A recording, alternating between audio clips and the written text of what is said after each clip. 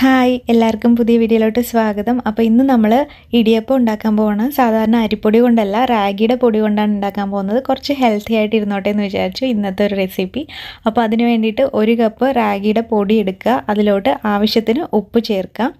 അതിനുശേഷം ഒന്ന് ഇളക്കിയതിന് ശേഷം ചൂടുവെള്ളം ഇതിലോട്ട് ഒഴിക്കണം. നല്ല ചൂടോട് കൂടിയിട്ടുള്ള വെള്ളം ഒഴിക്കുക. ഒരു 1-1.25 കപ്പോളം വെള്ളം ആവശ്യം വരും. അത് നമ്മൾ ചെക്ക് ചെയ്തിട്ട് ഒഴിക്കുക, കാരണം പൊടിയുടേതനുസരിച്ചിട്ട് ചിലപ്പം വ്യത്യാസം വന്നേക്കാം. ഇനി ഇത് സ്പൂൺ കൊണ്ട് തന്നെ നന്നായിട്ട് കുഴയ്ക്കുക, കാരണം നല്ല ചൂടുള്ള വെള്ളമാണ്. അപ്പോൾ അതിന് ശേഷം നമ്മളൊന്ന് അടച്ചു വയ്ക്കുക, പിന്നെ ഒന്ന് കൈകൊണ്ട് കുഴച്ചെടുക്കുക. ഇത്തിരി ചൂടൊക്കെ ആറിയിട്ടുണ്ടാവുമല്ലോ. അതിനുശേഷം പിന്നെ നമ്മൾ ഇടിയപ്പത്തിൻ്റെ ഈ സംഭവത്തിലോട്ട് ഇട്ടിട്ട് ഇടിയപ്പം ഉണ്ടാക്കി എടുക്കുക. അത്രേ ഉള്ളൂ. ഇത് ശരിക്കും പറഞ്ഞാൽ ഭയങ്കര എളുപ്പമുള്ള സംഭവമാണ്. അതേപോലെ തന്നെ നല്ല ടേസ്റ്റും ഉണ്ട്. നമ്മൾ വിചാരിക്കുന്ന പോലെ അല്ല. നല്ല കറിയുടെ കൂടെയൊക്കെ കഴിക്കുമ്പോൾ ശരിക്കും കഴിക്കാം. ഇല്ലെന്ന് വെച്ചാൽ ഇപ്പോൾ തേങ്ങയൊക്കെ ഇട്ട് പഞ്ചസാര ഇട്ടിട്ട് അങ്ങനെ വേണമെങ്കിലും കഴിക്കാം. ഒരു ഹെൽത്തി ആയിട്ടുള്ളൊരു ഐറ്റം വേണമെന്ന് പറഞ്ഞാൽ ശരിക്കും ഇങ്ങനെ ഉണ്ടാക്കി കഴിയുമ്പം രാവിലെയൊക്കെ നമുക്ക് അരി ഭക്ഷണം ഒഴിവാക്കാം ഇങ്ങനെയൊക്കെ കഴിക്കുന്ന സമയത്ത്.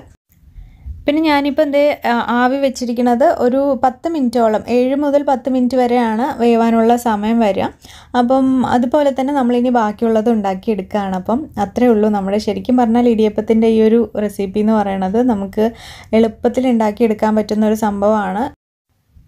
അപ്പോഴത്തെ ആദ്യത്തെ ഇടിയപ്പം റെഡി ആയിട്ടുണ്ട്. ഈ സമയം കൊണ്ട് ശരിക്കും നല്ല രീതിയിൽ വെന്തിട്ട് കിട്ടും. നമ്മൾ പിന്നെ ഓൾറെഡി ചൂടുവെള്ളം ഒഴിച്ചത് കൊണ്ട് തന്നെ മാവ് ഒരുവിധം വെന്തിട്ടായിരിക്കും ഇരിക്കുന്നത്.